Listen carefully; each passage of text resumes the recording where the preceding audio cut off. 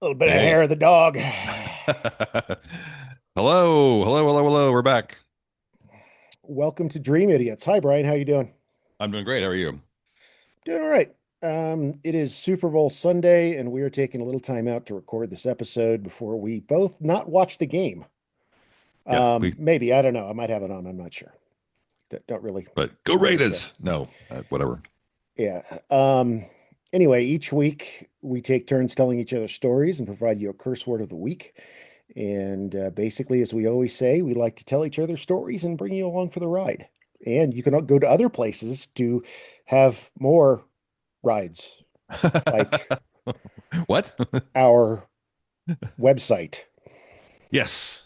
Please, if you haven't, go check out streamidiots.com. We've got 100 and with compilations and other stuff in there, like 180 episodes going back. We're in year 5 of doing this podcast, so Oh, lots of stuff jeez. there. You can go check us out. We're on Instagram, we're on Facebook. You can drop us a line at dreamidiotspodcast@gmail.com. And if you ever have a story idea or want to submit something to us to consider, you can do that through the website as well. There's a contact us form, and we appreciate you tagging along. Please like and share and subscribe and post our shit wherever you see fit. That was a I'm a rhyme. I'm a poet. So you get to go first, Brian. Or you actually you could not first. I'm not used to it yet. Right. Just your turn to tell the story this week. All right. We are in Black History Month, so it seemed like we needed to acknowledge that and sort of honor some folks whose stories may not be terribly well known. Going to talk about a man named Walter Francis White. Does that ring a bell at all? White. Walter White. That rings a bell. No, Yeah. not the Breaking Bad Walter White. This is Okay. a different Walter. Walter Francis White was born on July 1st, 1893 in Atlanta, Georgia, into a family that believed deeply in education and respectability and racial advancement. His father, George, had served in the Georgia legislature during Reconstruction. His mother, Madeline, was a trained educator. Their home was disciplined and politically conscious and filled with books. Walter was quite well read. Walter grew up believing, however briefly, that intelligence and education and morality could and would protect Black Americans. That belief died in September 1906. At the time, false newspaper stories were pretty common that accused black men of assaulting white women. White mobs surged through Atlanta, and those mobs would happily drag black men from streetcars, shooting them in the streets, burning businesses, burning homes, Tulsa, race riot, that sort of Hmm. stuff. Very, very, very common for well over 100 years across the South. You'll recall the story of Emmett Till, who wound up dead among dozens, hundreds and hundreds and hundreds of others. Yep. First person Uh, I thought T- of. Yep. Till's death is actually still decades away from where we're talking. In September 1906, Walter is 13 years old, and his house is besieged upon by a white mob. And their family prepare for this attack. His father stands on the front porch armed with a shotgun. Walter stands inside, standing, terrified but resolved. He would later recall that his mother sat silently, prepared to die, rather Good than to God. flee, rather than to flee from their home. That night taught him a lesson he never forgot. Racism in his mind was not chaos; it was organized violence supported by authority. He would much later write his autobiography called A Man Called White. In it, he wrote, quote, I learned that night that education and character offered no protection against hatred armed with power, unquote. It should be noted now that White has a feature we have discussed before on this podcast, not unlike Corla Pandit last week, or not Hmm. unlike John Charles Souzeau. We did a story on him way back when. Race plays a little bit of an odd role in White's life. He had black parents and lived in the black neighborhood, but he had fair skin, blonde hair, and blue eyes.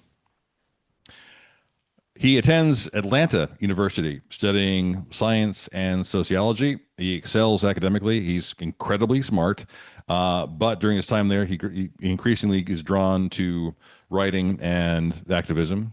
He graduates in 1916 and takes a job in insurance of all things. And that's one of the few insurance is one of the few sort of white collar jobs that were open to black professionals in the Jim Crow South. I'm not really sure why that would be the case, but it was at the time. So he goes into insurance, but violence is nipping at his heels. By 1918, World War One period, lynchings are incredibly common, and they're even celebrated in local newspapers. White begins writing investigative pieces, documenting specific cases, naming perpetrators, and challenging the official narratives of these events, of these news stories, basically. His work catches the attention of a man named James Weldon Johnson, who is kind of cutting up through the ranks of the NAACP. Johnson invites White to come to New York and join the NAACP's national staff, and White, immediately says yes. White's first assignment is a bit of it came quickly, and it was a bit of a bit of a dangerous gig. In 1918, he goes to Waco, Texas. Oh, In Waco, a man named Jesse Washington had just been lynched. He was tortured, mutilated, and burned alive before a crowd of thousands. Local authorities said the crowd was spontaneous. The NAACP sent Walter to investigate, and White travels to Waco, posing as a white insurance investigator. He stays in white-only hotels and interviewed numerous white residents who freely described the lynching. One man proudly told him how Washington's fingers were cut off before he was killed. Another explained that the sheriff, quote, couldn't have stopped it even if he wanted to, unquote. White wrote later, they spoke not as criminals, but as men discussing a civic ritual. At one mm, point, at one point, Walter realizes that a man he was interviewing had been involved in the lynching, directly, and this man is watching Walter really, really closely. White keeps his voice nice and steady and asks nothing but neutral questions, and then very cleverly left town that night. oh yeah. Yeah, because he was confident that if who he is figured out, there's not going to be a trial. His body is just going to, he will vanish, and and no one will have any idea whatever happened to him. Between 1918 and 1927, White investigates more than 40 lynchings and race riots. All in Uh, Waco. No? Okay. right. Go Bears. Um, and he does all of this essentially alone because he's living in the white world because Hmm. he can't have another staffer from the NAACP there with him. One of the most dangerous ones is he goes to Elaine, Arkansas, what I'd never heard of before. I'm sure it's a fabulous place. Uh, After a 1919 massacre in which mobs and federal troops killed between 100 and 200 black residents of the town just God just because damn. it was Tuesday. I mean, it was not. I mean, there was nothing going on. It was it's just something to do. White goes there and he goes. He's undercover basically. Speaks to a number of local officials. He later wrote, "quote At any moment, I expected a hand on my shoulder and a gun at my back." Unquote. Mm. In Mississippi, he attended gatherings of white men who openly discussed lynching plans, assuming whites, whatever, Mhm. on their team. And in Georgia, he narrowly escapes exposure when a man comes up to him and shakes his hand and says, "Yeah, you know what? You look a lot like an N-word I used to know." And White sort of laughs and deflects and admits that he's sort of shaking in his in his suit. He later wrote, "quote Fear became a companion I learned to live with, but never to trust." Unquote. One of the most chilling moments of White's life occurs when he unknowingly walks into a KKK meeting. Oh God. Uh, he's there investigating a lynching. I think this is also in Mississippi. He gets invited to attend a gathering of concerned citizens because, again, they think he's white. He walks into this meeting and they realizes, oh shit, this is a Klan meeting. And they're openly discussing recent killings, future killings, various intimidation campaigns, debated, basically where to where to use their time and their resources. Who and where would we rather kill, basically. White sat silently, careful not to speak too much or too little. It's that whole Hmm. Make sure that you're seen but not remembered, kind of. Hmm. At one point, one of the Klansmen afterwards, one of the leadership suggested to others that we need to dig into this white guy a little bit just to be sure. And but the suggestion is laughed off because it's fine. He's white. Who cares? It's just dismissed because KKK members, racists, can't deal with any sort of nuance. They can't. He's very obviously white, and therefore he's on our side. Hmm. And so he survives that because of the assumption that whiteness can't lie. So White keeps writing and reporting on these various events. His reports are getting more and more notoriety, more and more exposure, are read nationally, and they're really starting to expose this system. I mean, it's systematic terror. It's not random one-off events, and it's Hmm. not sort of frontier justice. It is implemented on a sort of institutional level, and he's making that much more clear. He debunks the claim that lynching is a response to rape or to these claims of sexual assault or black men doing awful things to white women. It's a response to the minorest of offenses or nothing at all. It's made up. A black man allegedly winked at a white woman and then now he's dead. Hmm. And all the white racists in the room go, yeah, yeah. Well, obviously that's the punishment for that crime. He wrote later, quote, lynching is not the expression of uncontrolled rage, but the calculated tool of racial discipline, unquote. These investigations help He is turn, a writer. I mean, that is a hell of a sentence. yeah. Uh, but I mean, his reporting, this is 100 years ago, starts to turn national opinion. White Americans who had just ignored lynching as part and parcel of this time in America, you, they can't still claim ignorance. They can't go. I know nothing about it. It's just too well documented now, and it's getting exposure. So by the end of the 1920s, the number of lynchings actually begins to decline, but not because racism is fading, but it's harder to maintain the secrecy when you have someone who is actively gathering, doing intelligence on you Hmm. and reporting on you, basically. In 1929, Walther becomes executive secretary of the NAACP, and he then pretty deftly starts to turn the NAACP into a modern civil rights organization with legal teams and more lobbying. And then one of the main things he does that they hadn't really done prior to that is active PR. It's just this perception and that's the hearts and minds approach to dealing with issues of race and not focusing on individual acts, individual people, or individual crimes. It's changing public consciousness. Membership at this time goes through the roof for the NAACP. White believed law alone was insufficient. He argued, quote, justice must be pursued in court, in Congress, and in the consciousness of the nation. He devoted later years to federal, and I just shook my head at this, federal anti-lynching legislation. He testified before Congress because obviously lynching should be fucking illegal, Hmm. but Southern senators blocked it at every turn. Let me say that again. Yeah. Southern senators 100 years ago. I mean, Tommy Tuberville would be against this legislation in 2026 because of that fucktard. But what I mean, seriously, he's working to make it clear that you can't engage in this sort of activity and expect to get away with it. And mostly failed in terms of passing that as a law, but it became indefensible. Again, because of how he was able to change the public consciousness around this issue. As he becomes more and more prominent, he does start having relationships directly with presidents. He became friendly with FDR. FDR was definitely sympathetic, but again, couldn't do as much as he could have done or should have done because FDR was afraid of what Southern leadership, Southern senators would do if he was being proactive on issues like this. So not as much as he would have liked.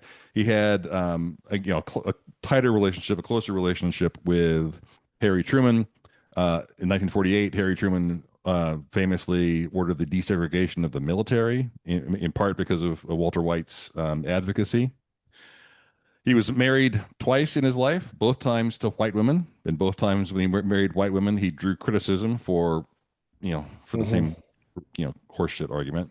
He didn't apologize for that, but the weird strain of being kind of living in two worlds was definitely stressful for him.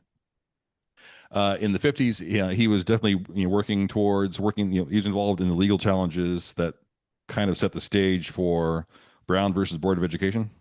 Yep. But he didn't live to see Brown versus Board of Education pass. He dies March 21st, 1955. Emmett Till would be lynched in Mississippi just 5 months later Oof. for offending a white lady in a grocery store. There are now and will always be ignorant, self-serving, hateful bigots who have no skills and no nuance and no understanding and no grace and no decency. There will always be people who think domination and control and subjugation are righteous and equality somehow oppresses them. Look at ICE today. Look at MAGA today. This is a man who risked his life 100 years ago, and we're now facing similar oppression in the same systematic, institutionalized hate against people of color. If you support ICE or Trump in 2026, as I think you and I have established on this podcast before, you are just absolute scum of the earth. If you're disgusted by what is happening in our country today, and you're white, you should be asking yourself, how can I help people of need? Is this really a society I support? And what am I willing to risk? And that's the story of Walter Francis White. What a what a dangerous, lonely life. Oh yeah. I mean, just kind of out there on the knife's edge by yourself most of the time in Hmm. hostile territory and Yeah. you know, astonishing. I did look him up when you were I looked up a picture of him and yeah, I mean it's This looks like a middle class white accountant. yeah, he looks like an actor from the time period. I'm trying to think of who he looks like, but he looks kind of like actually I know who it is. He Gary looks like Burkhoff. Jo no, no, no, no. He looks like Gary Berghoff. Well, actually, yeah, when I see that, it is. He looks kind of like a guy named John Quaylen, who was in a lot of westerns at the time. He always played the Swedish guy in the settlement. That's who he kind of looks like. It's John Quaylen. Um, wow, fascinating. Never heard of him before. That's a great entree into Black History Month. Yeah, super Great cool story. person. I mean, if you don't, I mean, get involved with the NAACP in your area. I mean, come on, folks. We got to be pulling our heads out of our Or asses. Lulac. Or I mean, LULAC. yeah. Or it's like, my God, it's just insane. They are Um, in San Antonio right now. They're up in arms, and rightly so, because ICE has rented or acquired or something a commercial real estate holding. It's space they're going to rent from. I don't know who owns it, but they're turning existing commercial warehouse space into a detention facility on the southwest side of town. Okay, mm. whatever. Did you see what that the dude did at the Olympics? No. The American, I think he's a skier. For one of his social pages, he had urinated in the Oh, I snow, and did it see said that. it It said said fuck ice. fuck ice. Yeah. Uh, Um, yeah, and I don't want to hear from people. This isn't a time to be. No, this is exactly the time to do it. If you have the power and platform to do it, do it. So good on you. I can't think of his name right now. I just read the article a while back. So yeah. thanks, Brian. Thanks for that peek into early 20th century America. I had never heard of this guy. Yeah. Walter Francis White. Super interesting dude. Um, we always end, well, we're starting to always end. Wow, that was a complicated sentence with a curse word of the week. Uh-huh. And it's are you ready for the curse word of the week? I'm ready. Hmm. Brian, if we could give out Olympic gold to a country for providing curse words of the week, it would clearly be Germany. Germany, right? Right. Um, they would be the permanent host country for this because I've got another curse word that's from Germany. Okay. Have you heard the word Zugzwang? Sucks. Spell it for me. Zugzwang. Zugzwang. Zugzwang. No idea. Okay. Um, it comes from game theory, specifically chess. Okay. You are in Zugzwang, which means that any legal move you make is going to severely weaken your position and lead to check or checkmate. You have nowhere else, you have no good move to make, but you must make a move. Right. Zugzwang actually translates to compulsion to move. Okay. So if you're in Zugzwang, you are up Shit's Creek without a paddle. And one And of the you reasons, can't pass. You can't go. Oh. right, you can't pass. That's the point because it's a turn-based game. Right. Right. And you can also, they don't talk about this, but that's why I don't like checkers because you're forced to jump, and that might set up a triple jump or a quadruple jump because you are experiencing some kind of zugzwang Hmm. in checkers. I don't like checkers. I don't play a lot of chess. I've played it here and there. I learned as a kid, and I know where everybody. I know, I couldn't tell you famous openings and that kind of stuff. But I think that's a great word because it can describe a lot of moments in life. That the next a friend of the pod, Simon, has a saying: always do the next right thing. Hmm. Boy, sometimes your options are limited, and your decision tree has been pruned down to two choices, and Right. they're both And they're both bad. crappy, right? Yes, I actually learned about this word through the television show Criminal Minds. Oh, Season 8, episode 12 is titled Zugzwang, and in it, one of the characters has to make a very difficult decision, and both outcomes are awful. or, right. So it's also used in game theory and war simulation theory of it's a matter of limiting the good moves someone can make, not trying to defeat them, Hmm. but limit their moves. Like, all right, Lawrence of Right. Arabia, we'll fight with our backs to the sea, that kind of thing. Anyway, Zugzwang, that is the Hmm. curse word of the week. Yeah. Very cool. Love it. Yeah, I hope that a certain person in power in this country finds himself in Zugzwang someday. Yeah. At best, I hope for far worse. Did he Did you see that he shit his pants at a press conference or Uh huh. something? They think he shit his pants? He apparently has been doing that for at least 20 years. He used to do it fairly routinely on The Apprentice. Apparently he's doesn't have much control down there anymore. And that's been going on for a long time. But yeah, you can actually I don't see think I needed to know that. RFK Jr. And someone else behind him are like, "Oh God, please, someone shoot me!" And if our and that's coming from a guy who once cut up a whale on the beach and strapped it to his car. Right. We're doomed. All right. That's that's it for Dream Idiots this week, folks. Thanks so much. Keep taking care of each other. Remember to check out if you live in Colorado's Congressional District 5, Jessica Killen's campaign. Absolutely. Um, I think she's going to be a tremendous, and she's certainly a significant upgrade from who they have now down in the Springs. So if you're in Colorado, support Jessica Killen any way you can.